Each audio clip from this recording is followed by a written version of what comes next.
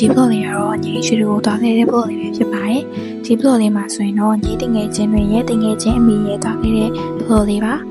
ဒါကတော့ညီတို့ရွှေတွေကိုတွားနေတဲ့လမ်းရောက်ပြီဆိုတော့ဒီ graph ထဲကနေဆင်းခဲ့ပြီးတော့လမ်းလျှောက်နေတာလေးပါခုဆိုရင်တော့ရွှေကိုမျိုးကိုမြင်နေရပြီပေါ့နော်ဆိုတော့ရွှေကိုဖျောက်သွားဖို့အတွက်ဒီဟာတွေကိုဖျက်ချော်ရမယ့်လမ်းကြောင်းတွေပေါ့အခုဆိုရင်တက်နေပါပြီဒီကညီတို့ကကားပတ်ကင်းကနေပြီးတော့ဒီ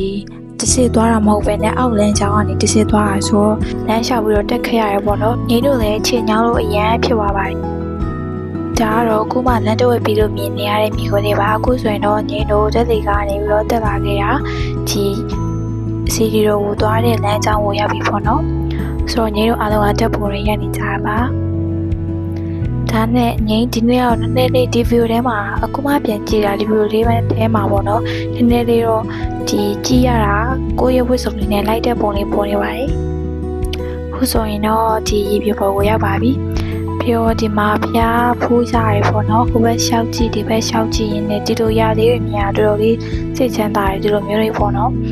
ပြီးရတဲ့ဒီလိုမျိုးခုလိုမျိုးဗီဒီယိုလေးတွေရလိုက်ကြအဲ့ဒီနေရာမှာတော့မှတော်တော်လေးရိုက်လိုက်ရတယ်ပေါ့နော်အမတယောက်ကလည်းရိုက်ပြမယ်ဆိုတာကြီးပဲငင်းကလည်းရိုက်တယ်တခါမရသေးဘူးလားတခါရိုက်တခါမရသေးဘူးလားတခါရိုက်အဲ့ဒါနဲ့လူတော်ရှစ်လို့အရင်ဖြစ်သွားပြီပေါ့နော်ဆိုတော့တော်ပြီလို့မြိုက်တော့ဘူးဆိုပြီးတော့ပြန်ပြီးတော့လှည့်ခဲ့တာပါတက်ပုံတွေကလည်းအများကြီးပဲရိုက်ပေးခဲ့တာဆိုတော့ညီတို့ဒါကတော့ပြန်လာတဲ့မြင်ကွင်းတွေပါပြန်လာတော့ညနေပဲရောက်သွားပြီပေါ့နော်ညီတွေတော့ထွန်းထားတယ်ပြီးမိုးချုပ်နေပြီပေါ့ဆိုတော့အောက်မှာမုတ်စီနှန်းတွေရောအကုန်လုံးရှိတဲ့အတွက်ကြောင့်မလို့ညီတို့က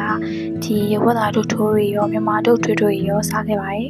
ဒီနေရာမှာမုတ်စီနှန်းတွေကြီးပဲဆိုတော့ညီတို့သာဒီနေရာမှာကြာနေရင်တော့မွေးသားလောက်ပါတယ်ဘာလို့လဲဆိုဆိုင်မီမြဲတဲ့ဝင်ပြီးတော့စားကျင်နေတဲ့စိတ်ကြောင့်ဆိုတော့ဒါကညီသွားခဲ့တာဒီလောက်ပါပဲဆုံးလေးကြည့်ပေးတဲ့အတွက်ကျေးဇူးများတင်ပါတယ်နောက်ဗီဒီယိုမှာထပ်ဆုံပါအောင်မယ်ဘိုင်ဘိုင်